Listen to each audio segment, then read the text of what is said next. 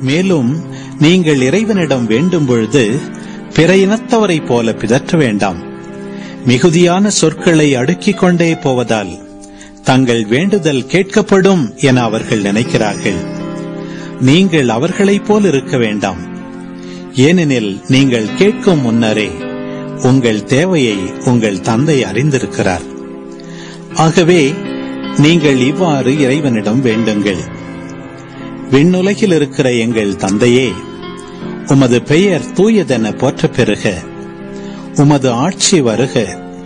உமது திருவுளம் விண்ணுலகில் நிறைவேறுவது போல மண்ணுலகிலும் நிறைவேறுக. இன்று தேவையான உணவை எங்களுக்கு தாரும்.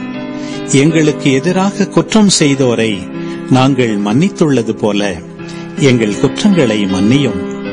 எங்களை சோதனைக்கு உட்படுத்தாதேயும். தீயோனிடமிருந்து எங்களை விடுவியும்.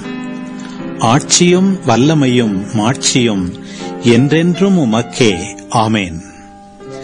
மற்ற மனிதர் செய்யும் குற்றங்களை நீங்கள் மன்னிப்பீர்களானால் உங்கள் விண்ணக தந்தையும் உங்களை மன்னிப்பார். மற்ற மனிதரை நீங்கள் மன்னிக்காவிடில் உங்கள் தந்தையும் உங்கள் குற்றங்களை மன்னிக்க மாட்டார்.